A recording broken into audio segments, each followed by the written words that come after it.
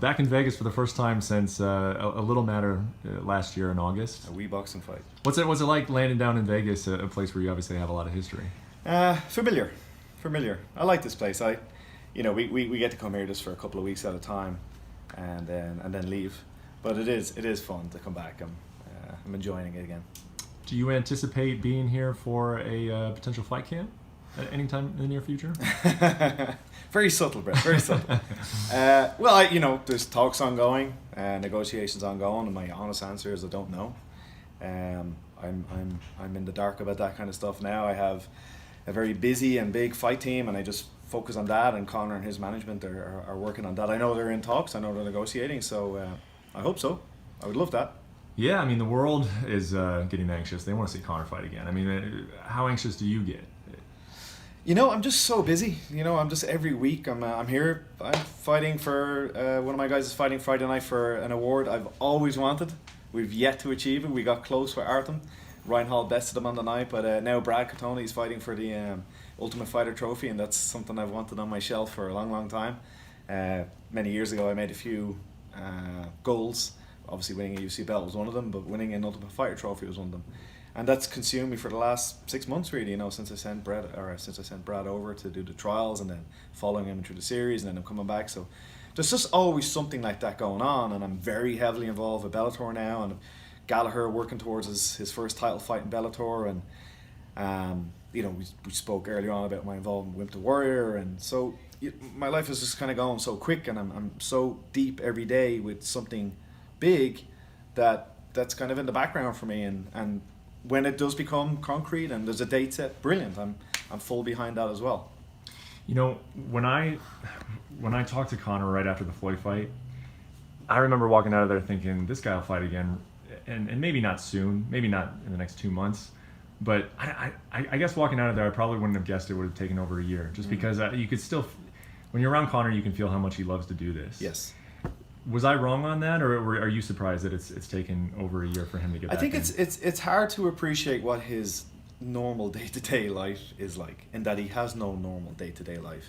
And I don't think people have any clue of just how deeply involved he is in many other businesses, whether it's his whiskey brand that's launching soon, his big commercial deals he's doing, talking with various movie producers, and his property portfolio. He's a very, very smart guy in terms of utilizing this time, which he's obviously a world superstar, in order to make sure that he's financially set, and his grandkids and great grandkids are financially set. Whereas a lot of fighters, in the height of their fighting, when a business opportunity comes on, they push it away because they're deep in fight camp, and then suddenly their fight career is over, and then all these big business guys that were interested in being involved in them are gone. And maybe they didn't make great money in the fight game. Conor's very lucky he's done both. But yeah, it's. I think we all feel that years are starting to whiz past. We only noticed the other day we're over the halfway point of this year. Like, when's the first Christmas ad going to come out? So time just goes so quickly nowadays. The world is so small, so much traveling and social media. We're connected with so many millions of people. So it's in some ways surprising, but in some ways not, because I know what he's been doing outside the gym as well. I know some of what he's been doing outside the gym. So a year just is a blink at this stage. How does it feel for you specifically? Just, you appreciate this sport, you appreciate the history of this sport, and I believe that you probably agree with me that Conor is a special talent, and just as a fan of this sport, I want to see what Conor is capable of, I guess.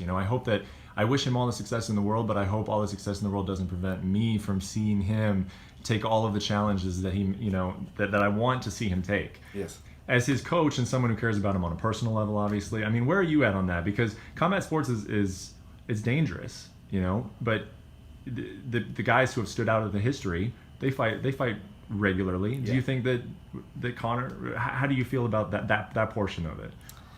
Yes. Well, it's just to state facts. In the last 2 years, he hasn't fought regularly. Like, if you from the Eddie fight till now, what's that? 2 years or almost 2 years? 2 years in November. 2 years. So we're over a year and a half past that, and there's been one fight, a boxing fight.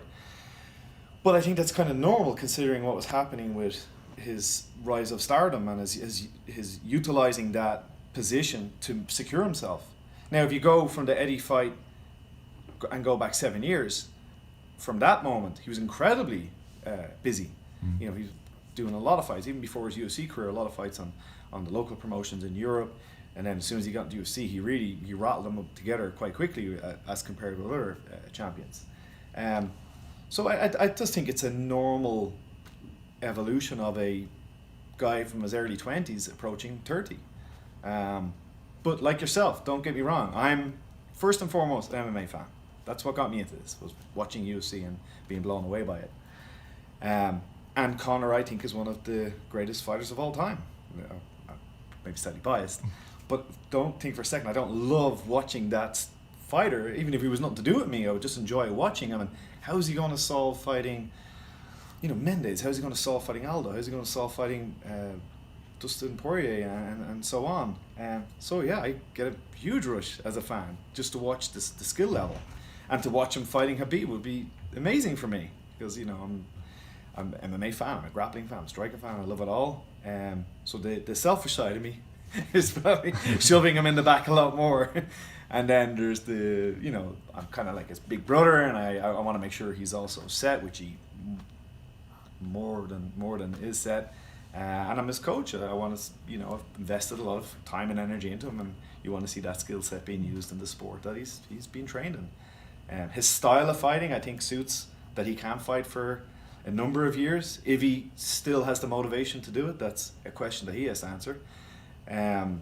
Because if you compare him with, I won't say names, but we can all think of a fighter in the UFC that just has wars every time they go out there. The crowd love it, and just bleed and all that. Like, that's absolutely the antithesis of the style I've been trying to pass on, and that Conor exemplifies beautifully. Is you could rack up the number of shots he's taken in the last 5 years. It's not been a huge amount. So that style of fighting lends itself to a long career.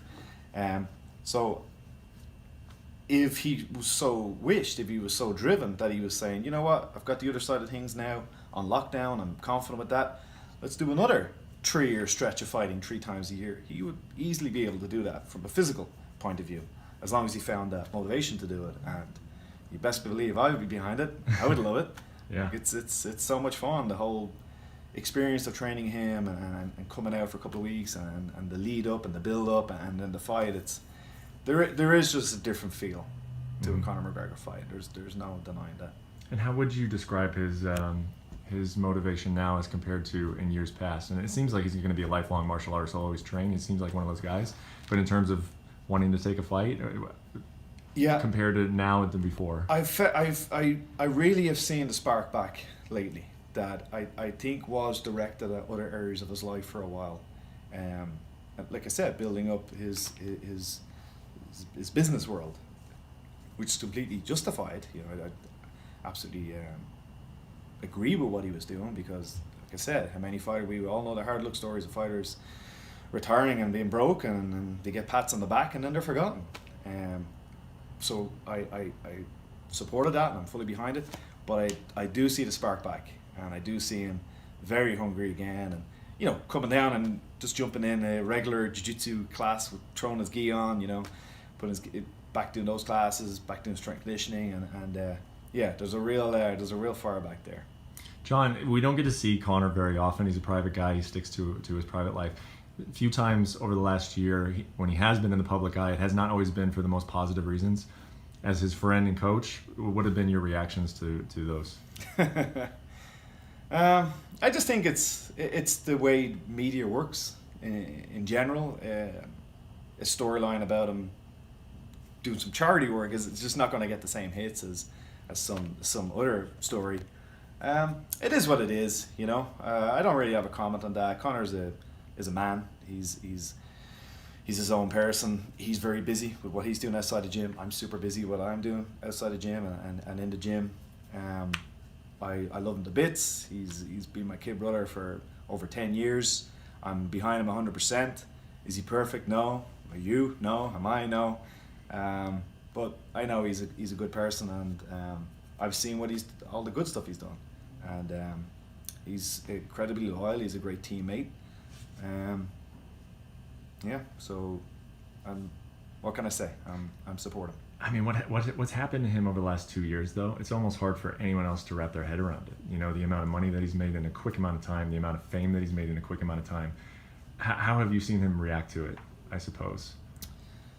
You know, it's odd. Is it his mindset? He's been that person since he's 18. He was driving a banged up, 1 liter car that we had to push to get started, and in his head he'd be blaring some of that rap that he likes and shades on, driving down the road thinking he's in the Rolls, and now he's in the Rolls, but the attitude is the same. So I don't see a massive difference in him.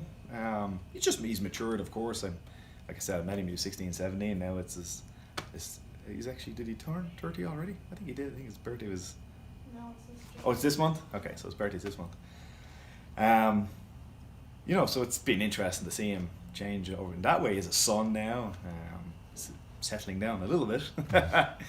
But yeah, in terms of his attitude and his confidence and his, you might say, arrogance and his bold predictions and how he carries himself, that really hasn't changed all that much. And like I was saying, walking up this hallway, it was the Poirier fight, I remember it now, where that the Billy Strut was born.